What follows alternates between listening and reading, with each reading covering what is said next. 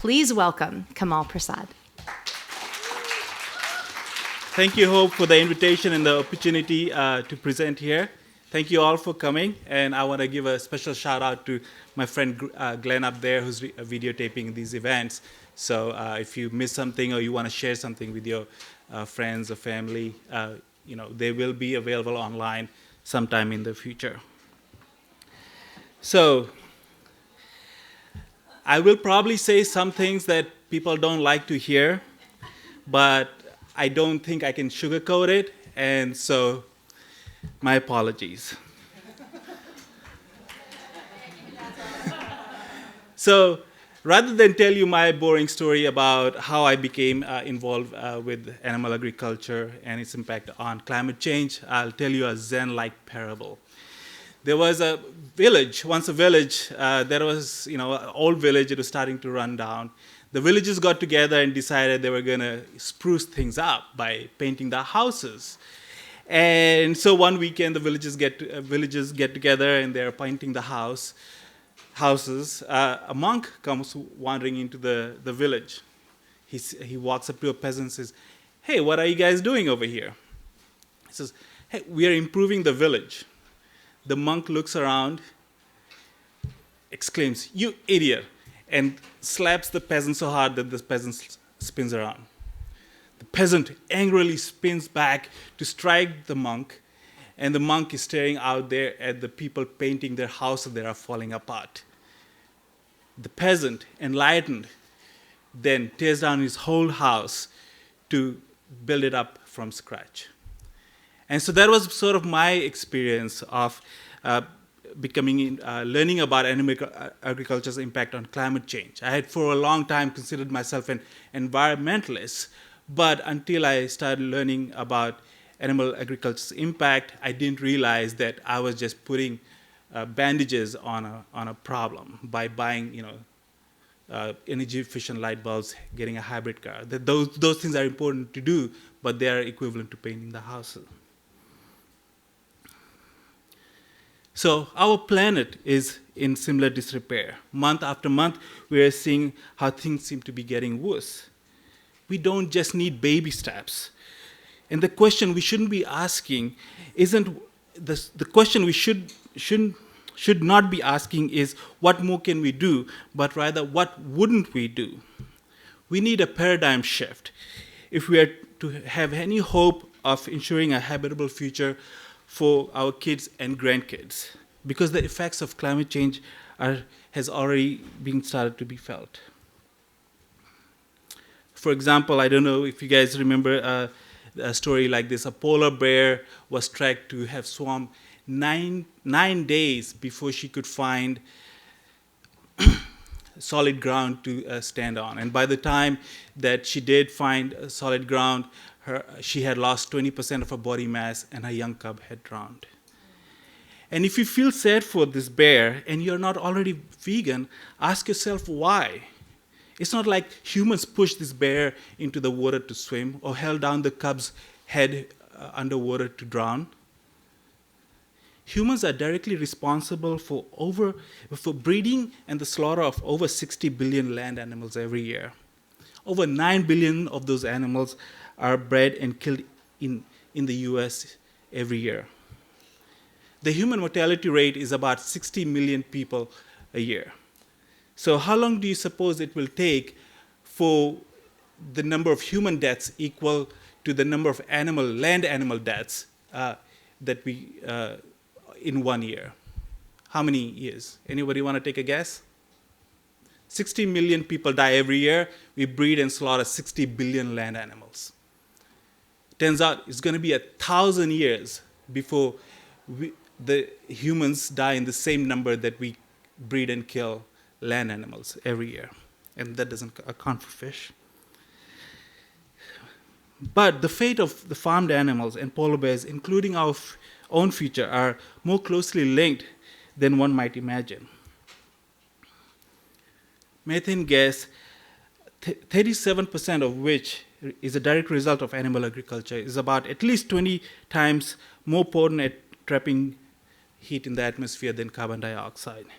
most of the methane emission comes from the animals burping and farting. So when you hear about things like, oh, well, we can create mechanisms to trap that methane and convert it into energy, don't apply, because there's no practical ways of capturing the burping and the farting of animals. And luckily, the atmospheric half-life of methane is only 7 years. That means if we stop producing additional agricultural sources of methane, we will see benefits in the climate much sooner than stopping carbon dioxide production. Nitrous oxide is a gas emitted from animal manure, is 300 times more potent than carbon dioxide. And then 65% of nitrous oxides comes from animal agriculture. In 2006, the United Nations Farm and Agriculture Organization put out a report saying that animal agriculture produces more greenhouse gas emissions than all modes of transportation combined. This means that a vegan driving a Hummer has a lower carbon footprint than an omnivore driving a hybrid. This is not a good reason to get a Hummer. Who can tell me what a good reason to get a Hummer is? That's right, there aren't any. Can't trick you guys. In 2009, a study published in the World Watch Institute by a couple of World Bank environmental advisors said that if you take on the extraneous sources of greenhouse gas emissions that weren't accounted for by UN in their 2006 study, it turns out to be that animal agriculture is responsible for 51% of greenhouse gas emissions.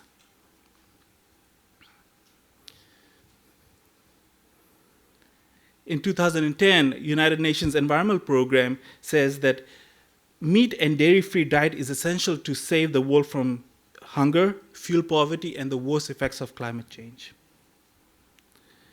2012, cutting out meat is essential to preventing the 2-degree rise in temperature that scientists say that is the safe threshold. 2014, a study published in the journal Climate Change, a vegan diet can cut food-related greenhouse gas emissions in half. And just last month, a new study published in the Proceedings for National Academy of Sciences found that a vegan diet will cut our food-related global warming impact by 70%. And whether it's the 15% of the revised 15% number from the UN or the 70% number up here, if you could cut down your emissions starting today by 15%, why wouldn't you do it if you cared about the environment?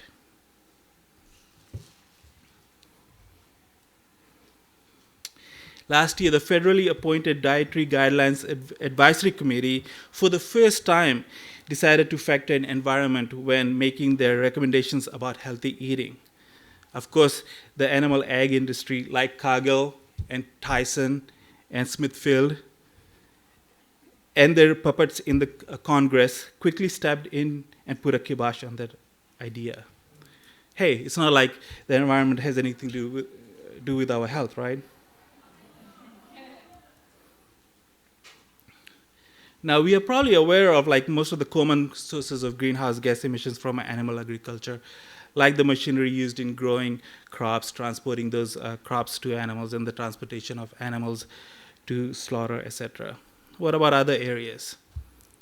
The refrigeration that it takes to keep animal foods from rotting isn't counted under the animal greenhouse gases attributable to animal agriculture. They're counted under energy generation.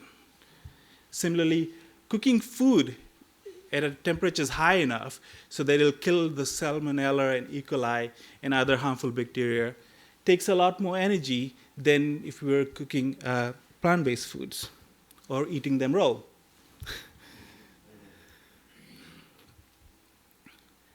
One of the leading causes of non-hereditary obesity is the consumption of animal foods. And it takes more fossil fuels to move heavier people than it does lighter ones. Now, that is not to say that there aren't big-boned vegans out there, but vegans, on average, have much better BMIs, even after taking into account other factors like physical activity. Instead of subsidizing foods that cause diseases and destroy our planet, we could do so much better by supporting those farmers to grow foods that are healthy for the planet as well as people. And of course, when a person has a heart attack because they've been having that burger for the whole of their lives, we don't take into account the greenhouse gas emissions that the ambulance spits out, or the cars that have to stop and go because of the traffic generated by this ambulance. The amount of resources, land, water, and fossil fuels it takes to fatten animals for human consumption presently could feed 4 billion people. Over 800 million people alone could be fed with the resources that the US uses to breed animals for slaughter. And it turns out that grass-fed and finished animals produce more greenhouse gas emissions than their factory-farmed counterparts. I'm talking about the individual animals. And the reason for this is because animals have to live longer because it takes longer to fatten them up for profitable slaughter. So each animal spends longer time burping, farting, and pooping, creating carbon dioxide, methane, and nitrous oxide.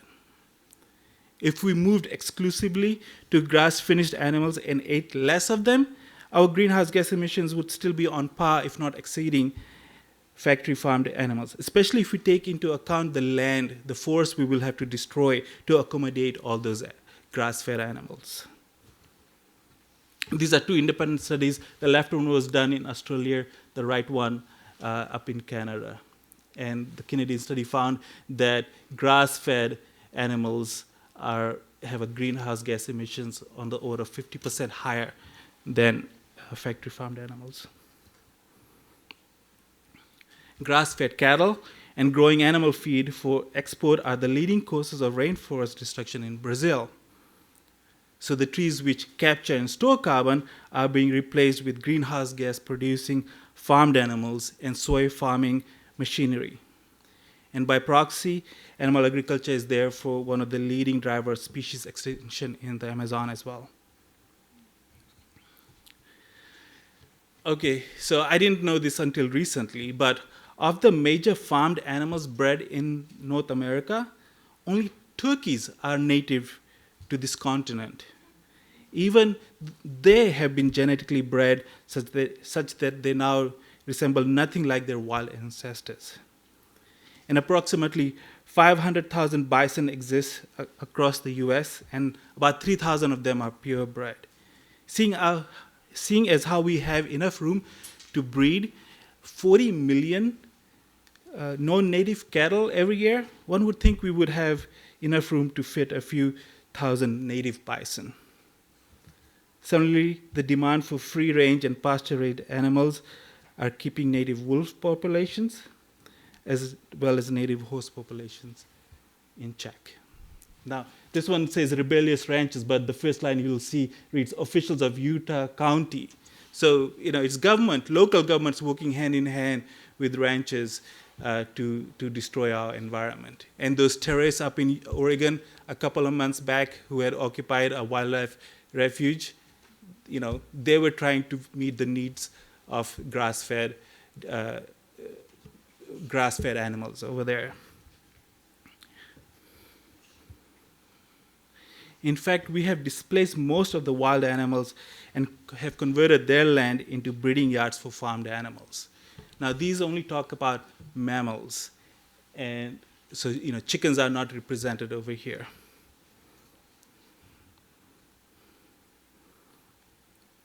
And while it hasn't been proven conclusively that GMOs harm insects, any plant that is engineered to have properties of insecticides cannot be helpful to the insect population. So this is one of the videos I had made some time ago that talks about GMOs and do we really need them.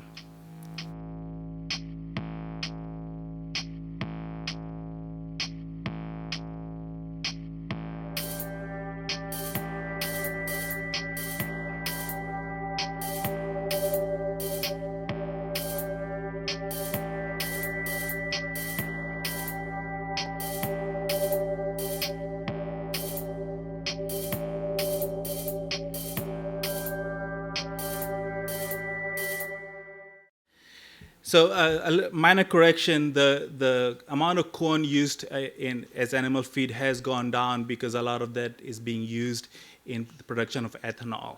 But majority of the grains is still going to feed animals. Now, you may be thinking, but I only buy organic meats, dairy, and eggs.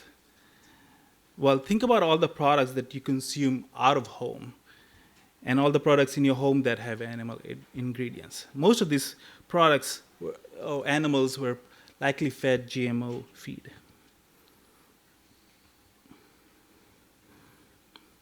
The water cost of breeding animals for slaughter is similarly high. 40%, that's including the alfalfa, hay, and straw that was on the second line that John presented, of California's water goes into supporting animal agriculture, whereas about only 4 to 5% is used to water our lawns, brush our teeth, and take showers. And vast amounts of water are being exported to other countries in form of animal feed. Some people may claim that, if those places are not suitable for breeding and raising animals for consumption, they shouldn't be doing so. Well, most of California isn't suited for rearing animals either, but we happily support our local meat, dairy, and egg industries. And secondly, by that same logic, it would be totally okay for China to burn as much coal as possible, and Saudi Arabia to burn as much oil as possible, as much oil as they could dig up. Now, this is a image from an article that came out in Beef Magazine after Cowspiracy came out, and they were talking about no, it doesn't take 800 gallons to produce 1 pound of beef. It's more like 441 gallons, and over 713 gallons go into production of 1 cotton T-shirt, etc. What's wrong with this picture? Who here throws out a T-shirt each time they have a burger? Let's say half of the people of New York's population of 8.5 million were vegan. Half. And the other half only ate beef. And using the Beef Magazine's own estimates of the amount of water used, they would be using over 100 billion gallons of water every year based on current per capita beef consumption, compared to 13 billion lost from leaky faucets. I'm not sure why the author of the Beef Magazine article didn't realize she was making a silly argument. It turns out that this study found that IQs of vegans were higher still.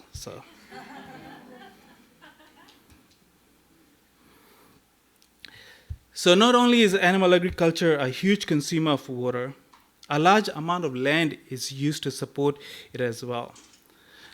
About 50% of agricultural land use in the US is dedicated to animal agriculture, either grazing animals or growing animal feed. And over 95%, closer to 99% of all animal products in the US come from factory farmed animals. These factory farms are local to somebody. In fact, factory farms of chickens, turkeys, pigs, and cows are local to many people in the US.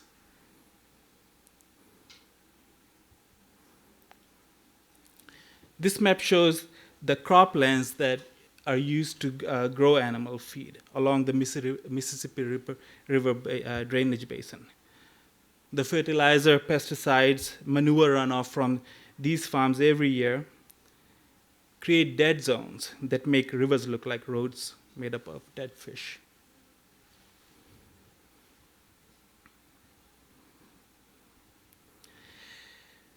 So fish, and this needs to be studied more, but it has been found that fish produce in their stomach what are called known as gut rocks, which are basically calcium carbonate. And they excrete this, and it is thought that this excretion of calcium carbonate helps maintain or helps fight against the effects of climate change in the oceans. Predator fish like tuna and salmon protect deposits of carbon dioxide help protect deposits of carbon dioxide in sediments. Unfortunately, the depletion of predator fish by fishing create an unequal balance in the ocean ecosystems, which allow for multiplication of forage fish, which leads to the increased disturbance of those sediments, thereby releasing trapped carbon dioxide. And not only does fishing contribute to more greenhouse gas emissions, the demand for fish and associated fishing practices are threatening to wipe out vast species of fish. This is another video that I did a couple years back that talks about protecting endangered fish. Since the 1950s, 90% of the world's big fish populations, like tuna, have been depleted. It is predicted that by the year 2050, most fish species will collapse beyond recovery. But there is a simple way to prevent fish extinction. I know! Everyone should carry around a safe seafood selector card like this one to know which fish are okay to eat. Don't leave home without it, and don't lose it. I wish it were that simple. However, according to DNA analysis, up to 70% of the fish sold in restaurants and stores are mislabeled. You could end up eating an endangered species when you thought you were eating safe seafood. What? You mean this card isn't enough? Now I have to carry around a DNA analyzer to know which fish are okay to eat? Or you could just stop eating them. So in order to protect some fish, it would be best to stop eating all fish? That is the easiest way to protect our ocean-dwelling animals. And no need to carry around a safe seafood card or a DNA analyzer. It's easy peasy. I like easy. I can do that to prevent fish extinction.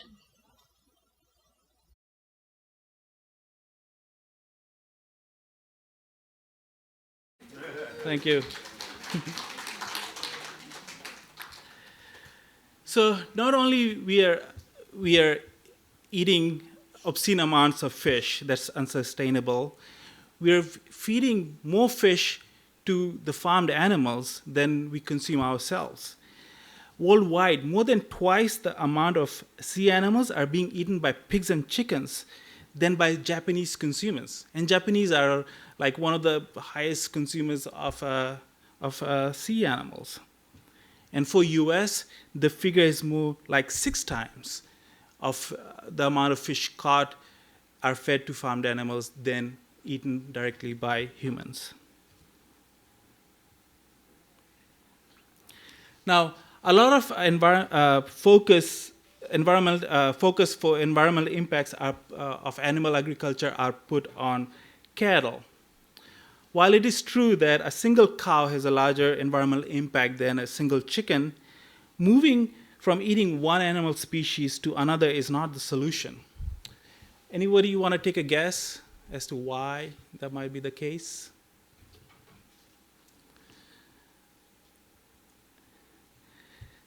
The problem is that as people decrease their consumption of beef, their chicken intake goes up.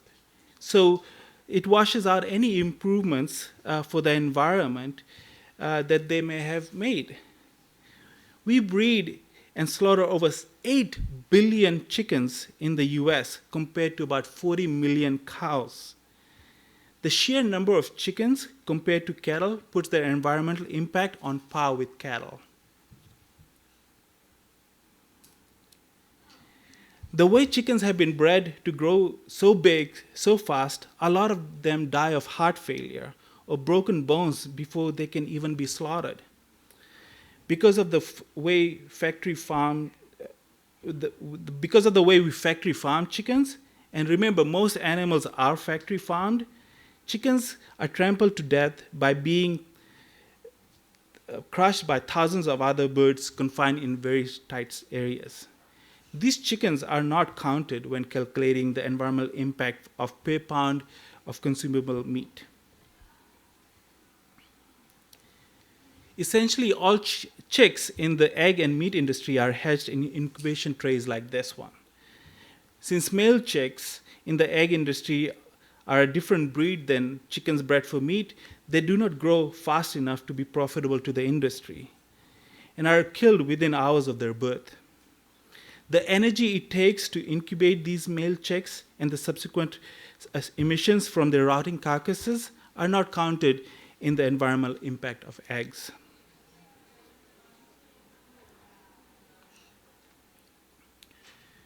First of all, your local egg farmer probably got his layer hens from the same incubation chambers as the factory farmed egg producers get their hens from. Second, while it is great to think that we only support small family farms, the reality is anything but. When we're eating out at a friend's place, at restaurants, at parties, if one consumes animal products, those probably came from factory farms. What products we have in our homes that have animal ingredients, like cow milk, eggs, chicken or beef broth, those all came from animals bred and raised on factory farms.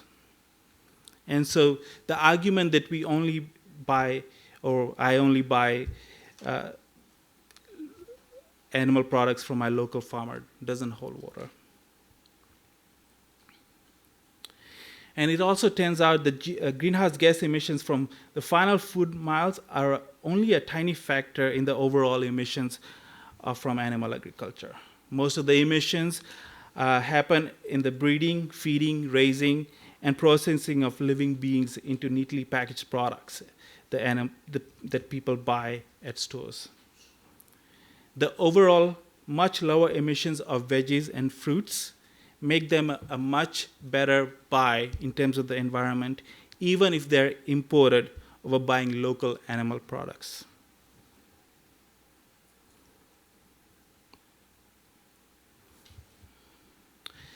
Participating in Meat-Free Mondays is a good start, but if we only do this because we want to appear cool to our liberal friends, it's not going to be much of a help in the grand scheme of things. Anybody want to take a guess as to why? Yes, Pat.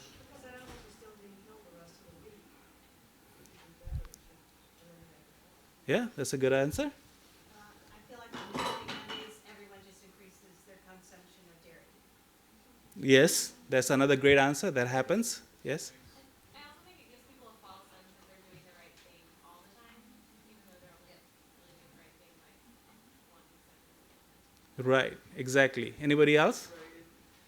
Yes. Right. It's kind of like, oh, I'm just gonna buy cage-free eggs, or grass-fed beef, or just this little patch it over, not really, make much change. Right. It's not sustainable. We can't. We'll all die, and it will not turn around quick enough if we all switch that way. Excellent. Just thinking how people define meat as well, because some people say fish is not meat, Or chicken. It's not red. Yeah. Right. It's just funny how they play around with labels, but it's pointless. Right. Most people who participate, who say they participate in Meat-Free Mondays, don't really, because when they're out with their friends, or at an office party, like an impromptu office party where there are animal products being served, they participate in consuming those animal products. But more importantly, the population of the planet is increasing.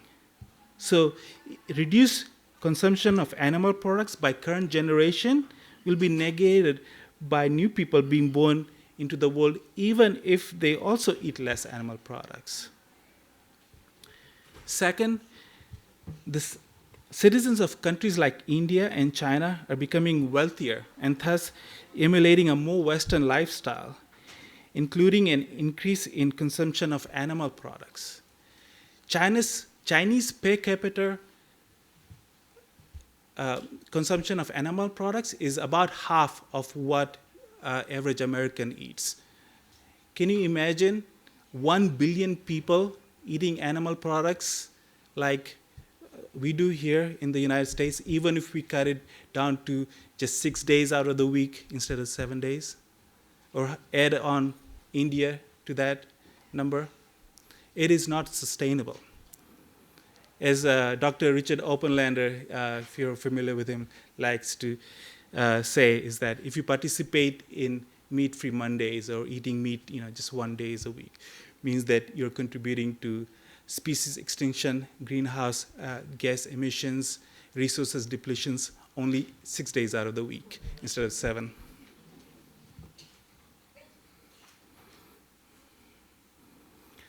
The bottom line is that there is no sustainable way to breed animals for 7 billion people, which is expected to increase to 9 billion by 2050. In the same time, because of developing nations' desire to eat more like Americans, the demand for animal products is expected to increase by 70 to 100%. But just as developing countries have been able to leapfrog us in areas like cell phone technology or solar panel adoption, China, if you didn't know, by the way, is the largest producer of solar panels now. They might also be able to leapfrog us in cutting our addiction to animal products. But we have to be willing to set an example. If you had to add one plant-based food to the do not eat list, make it palm oil.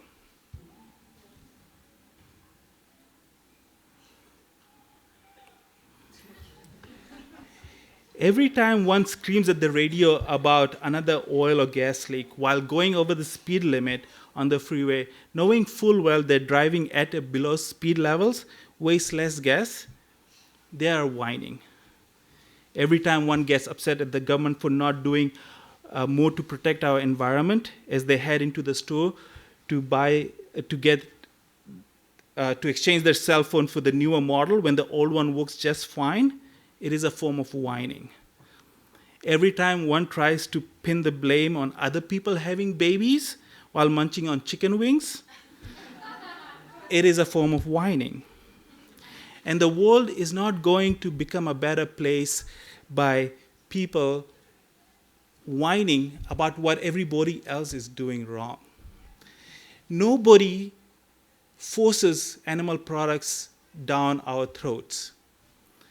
Imagine for a second, you wake up tomorrow, fossil fuels are all gone. They haven't been replaced by anything, they just disappeared, right? Somebody made a wish somewhere to get rid of all fossil fuels. What do you think will happen to the world? Will it be business as usual? Will we sort of like, oh, okay, well, I don't have gas in my car, I think I'll just run to work. How about if you wake up tomorrow and all farmed animals are gone? It's a nice idea. Think about what will happen if you woke up tomorrow and there are no farmed animals. Are people going to starve to death?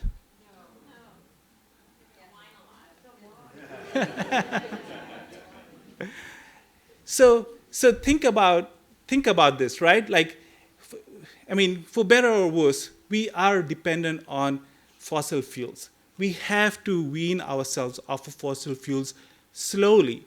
We have to put in infrastructure and mechanisms in place so that the world continues to function as it does without fossil fuels around.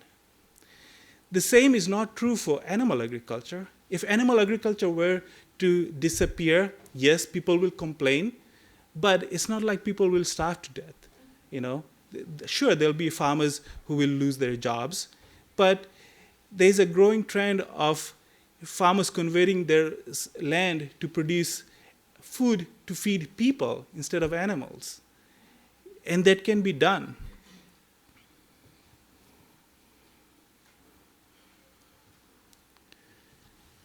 Now, environmentally speaking, whether you give away, like if you decide to make a change today, if you decide to give away your the animal foods in your kitchen, throw them out or finish eating them makes very little difference. Most of the environmental damage done by that food has already been done. The important thing is what you choose to replace with those animal products. Are you going to continue to create demand for food products that destroy our environment and our health?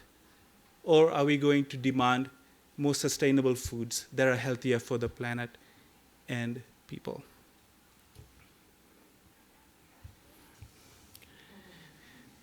Now, forget for a minute that it is not only possible, but preferable for our health to be without animal foods.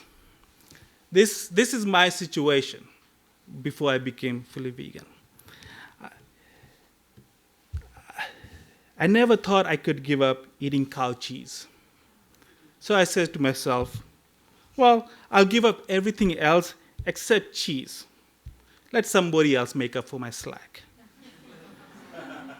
And even when I ate cheese, it was only once a week or sometimes even less. And eventually, I realized that I wouldn't die if I gave up eating cow cheese. And with the availability of plant-based cheeses, giving up the animal variety isn't that big of a deal anymore. But the point I'm trying to make is that don't not give up eating most animal products just because you don't think you can give up one animal products. This is an excuse that I've seen used so many times. Oh, I could never give up bacon, and then they're munching on chicken wings or hamburgers or whatever. Well, if you don't think you could give up animal bacon, well, don't give up bacon. You've just said that you could give up everything else, right? They didn't say, oh, I don't think I could never ever give up all animal foods. They only said one. So why not give up all of them except for one? And maybe you'll come around eventually, maybe you won't.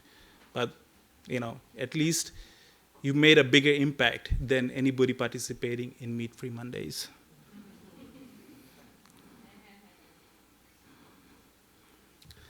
Unlike the polar bear, who didn't know the outcome when she plunged into the icy cold waters of the Arctic with her cub, we are fully aware of what will happen if we fail to take the necessary steps in preventing the looming environmental disasters facing our planet. Questions like, what will we tell our grandkids when they ask, what more could have we done, are idiotic, defeatist questions. When are we unwilling to give up animal products to help ensure a habitable planet for future generations is a question that needs answering right now. How will you answer it? Thank you.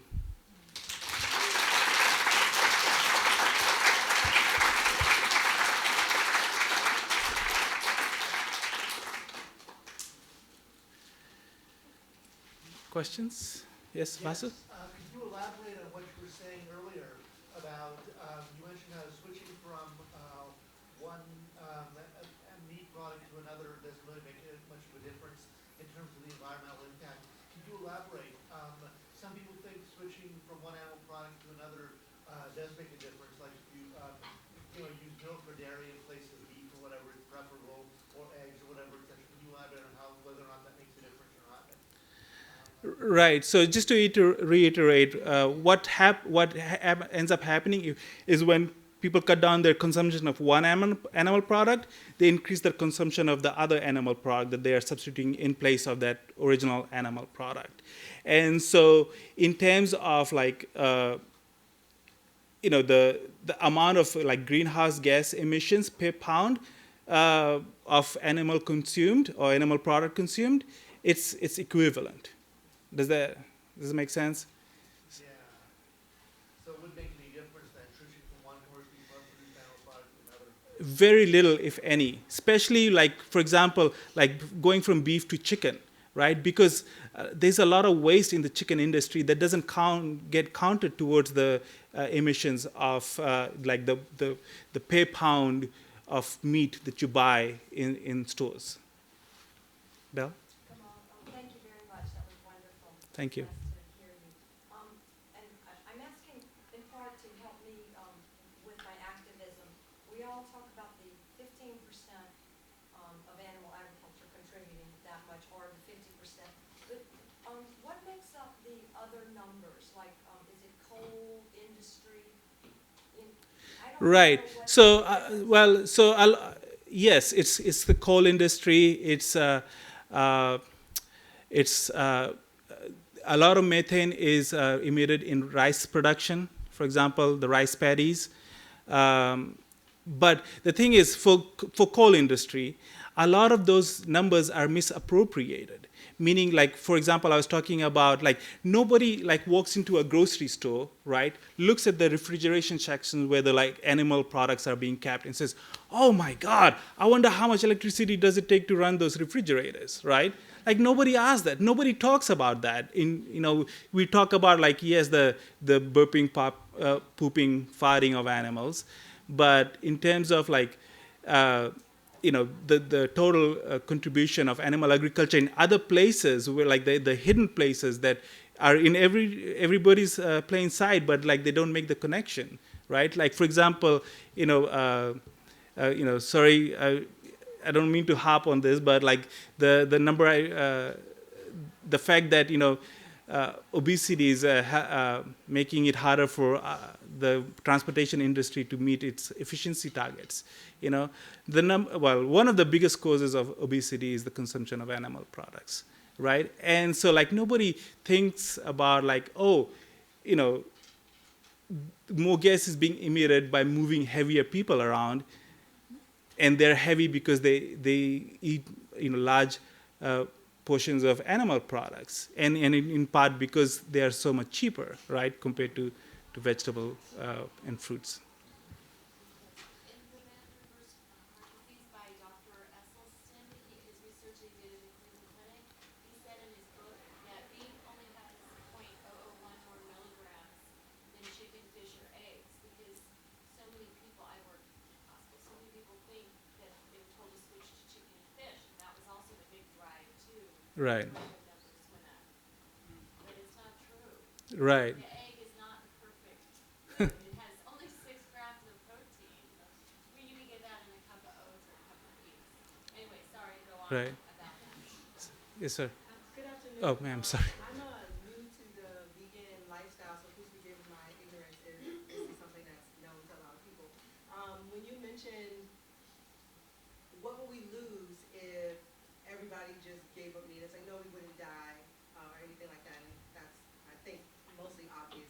However, the money that is used and, like, gotten and going to governments and things like that, has it ever been looked at with, so if they did stop all of the farming and harmful agriculture, what would the government lose? Because I think that while it would be great if everybody became vegans, if it affects the government's income or their money stuff, it probably won't happen. And so I'm just wondering, are there sources of information that talk about how much the government and other agencies benefit from food agriculture and, like, stuff that I can look at? Right. So the great benefit of what we choose to put in our bodies for our nutrition is totally under our control. Government can put up those beef, it's what's for dinner, campaigns, or milk does a body good all over, everywhere. If people don't buy it, they're not going to benefit from it, right? And so a lot of that is on us, right? It's easy to, and I'm not saying you're doing this, but it's easy to blame government and industry for what they're not doing right. What about us, right? Let's demand better, healthier, more sustainable foods, and companies like Cargill and Smithfield and Tyson will, move in that direction. Now, I'm not saying, maybe that might not be the greatest thing, but it might put us on a path towards sustainability. Yes, thank you. Oh, I can answer your question later. Ask Kamal individually. Thank you. you so much, Kamal Prasad. Thank you.